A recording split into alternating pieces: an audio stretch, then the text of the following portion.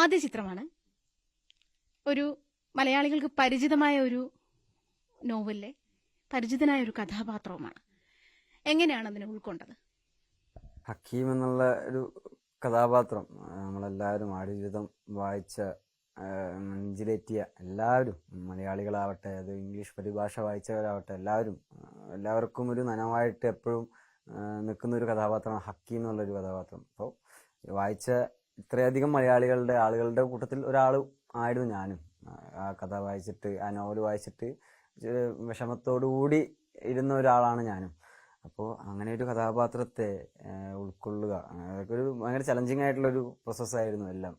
അതിന് വേണ്ടിയിട്ട് എല്ലാവരും എന്നെ ഹെൽപ്പ് ചെയ്തിട്ടുണ്ട്. ഇപ്പോൾ ബ്ലസ്സി സാറും രാജുവേട്ടനും ബാക്കിയുള്ള ആർട്ടിസ്റ്റുകളും ബാക്കിയുള്ള ടെക്നീഷ്യന്മാരും കൂടെയുള്ള ഓരോരുത്തരും എന്നെ ആ ഒരു കഥാപാത്രമായിട്ട് എന്നെ ഹക്കീമേ എന്നാണ് സെറ്റിലൊക്കെ എന്നെ ഹക്കീമേ തന്നെ വിളിച്ചിട്ടുള്ളത്. ഗൂഗിളിൽ ആരും വിളിക്കാറില്ലായിരുന്നു. അപ്പോൾ അങ്ങനെ ഒരു രീതിയിൽ എല്ലാവരുടെയും ഒരു സഹകരണം ഉണ്ടായിട്ടുണ്ട്. പിന്നെ എൻ്റെതായിട്ടുള്ള രീതിയിൽ റിസർച്ചുകളും ഹോംവർക്കുകളും അവൻ്റെതായിട്ടുള്ള ബാക്ക് സ്റ്റോറികൾ എഴുതുക, പിന്നെ ചില സീനുകൾക്ക് വേണ്ടി ഒരു പ്രത്യേക എഫേർട്ട് ഇടുക, ഫിസിക്കലായിട്ടുള്ള ട്രാൻസ്ഫോർമേഷൻ ചെയ്യുക, ആദ്യം തടി കൂട്ടുക, പിന്നെ തടി കുറയ്ക്കുക എന്നൊക്കെ ഉള്ള കുറേ അധികം മെൻ്റൽ ടോള് കിട്ടുന്ന കുറേ അധികം എഫേർട്ടുകൾ. പിന്നെ മെൻ്റലി ഇവരുടെയൊക്കെ അവസ്ഥ നമ്മൾ ചിന്തിക്കുമ്പോൾ തന്നെ നമുക്ക് കുറച്ച് മെൻ്റലി കുറച്ച് എന്താ പറയുക, കുറച്ച് വിഷമം വരുന്ന കുറച്ച് കാര്യങ്ങളുണ്ടല്ലോ. അതിനെ പറ്റിയിട്ട് തന്നെ കുറേ കാലങ്ങളായിട്ട് ചിന്തിച്ചുകൊണ്ടിരിക്കുന്ന സമയത്ത് നമുക്കുണ്ടാവുന്ന മാറ്റങ്ങൾ, അതൊക്കെ എന്താ പറയുക, അങ്ങനെയൊക്കെ കുറേ അധികം പ്രിപ്പറേഷൻസ് ഇതിനു വേണ്ടിയിട്ട്. ഇപ്പോൾ കുളിക്കാതിരിക്കുക,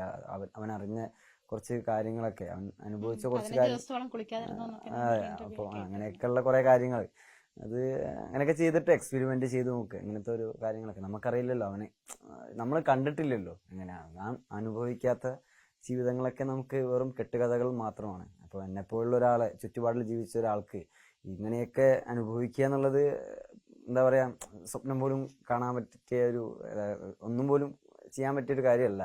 അപ്പോൾ അതൊക്കെ അറിയാൻ വേണ്ടിയിട്ട് ഇങ്ങനെ കുറേ എക്സ്പെരിമെന്റ് ചെയ്ത് നോക്കി. ആൻഡ് എക്സ്പെരിമെന്റ് ഒക്കെ ഇപ്പോൾ സക്സസ് ആയി എന്നുള്ളൊരു എന്താ പറയുക, ഒരു പ്രൗഡ് ഫീലിംഗ് ആണല്ലോ. ആ എക്സ്പെരിമെന്റ് ഒക്കെ ചെയ്തതിനൊക്കെ ഒരു ഫലം ഉണ്ടായി എന്നുള്ളൊരു പ്രൗഡ് ഫീലിംഗ് ആണ് ഇപ്പോൾ തോന്നുന്നത്. മൊത്തത്തില് ഒരു തിയേറ്ററിലായാലും ഇപ്പൊ സുഹൃത്തുക്കളുടെ ഇടയിലായാലും അല്ലെങ്കിൽ കോവർക്കേഴ്സിന്റെ ഇടയിലായാലും ഒരു റിയാക്ഷൻ എങ്ങനെയായിരുന്നു? ഹക്കീമിനെയാണോ അവര് കണ്ടത്, ഗോകുലിനെയാണോ സിനിമയ്ക്ക് ശേഷം? ഇപ്പോൾ എൻ്റെ ഫ്രണ്ട്സ് വനിതയിലുണ്ടായിരുന്നു.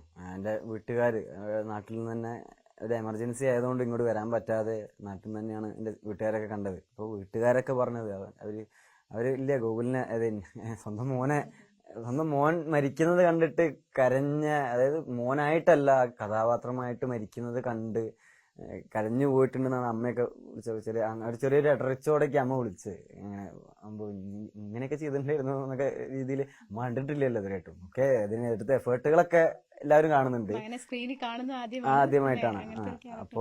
അപ്പോൾ അമ്മയും സർപ്രൈസ്ഡായി, എല്ലാവരും സർപ്രൈസ്ഡ് ആണ്. അപ്പോൾ എല്ലാവരും എക്സ്പെക്ട് ചെയ്തൊരു കാര്യമുണ്ട്. അപ്പോൾ അവരൊക്കെ പറഞ്ഞത് ഞങ്ങൾ എക്സ്പെക്ട് ചെയ്തതിനേക്കാൾ എത്രയോ മുകളിലാണ് നീ ചെയ്തു വെച്ചേക്കുന്നത് എന്നുള്ളൊരു കാര്യമാണ് അവർ പറഞ്ഞത്. അപ്പോൾ അവര് എന്താ പറയുക, കുറേയൊക്കെ എന്താ പറയുക, ഹക്കീമിനെയാണ് കണ്ടത് ഒരു കഥാപാത്രമായിട്ടാണ് ഒരു സിനിമ. പിന്നെ ആ സിനിമയുടെ ഒരു ബ്യൂട്ടിയും അങ്ങനെ തന്നെയാണ്. ആ ഒരു 10 മിനിറ്റ് കഴിയുമ്പോൾ തന്നെ നജീബിക്കയുടെ ആ ഒരു ജേണിയിലേക്ക് നമ്മുടെ പ്രേക്ഷകനെ വലിച്ചഴക്കുന്ന കൈൻഡ് ഓഫ് ഫിലിം മേക്കിംഗ് ആണ് ആ ഒരു സിനിമ മൊത്തം. ബ്ലസ്സി സാറുടെ ഒരു ബ്രില്യൻസ് ആണ് അപ്പോൾ ആ ഒരു യാത്രയിൽ കൂടെ നജീബിക്കയുടെ കൂടെ യാത്ര ചെയ്യാണ് ശരിക്കും പറയുകയാണെങ്കിൽ ഓരോ പ്രേക്ഷകനും നടത്തിയത്. അതുകൊണ്ട് തന്നെയാണ് ഹക്കീമും ഇബ്രാഹിം ഖാദരിയും നജീബും സൈനുവും എല്ലാം അവരുടെ പ്രേക്ഷകരുടെ നെഞ്ചിൽ ഇടം പിടിച്ചത്.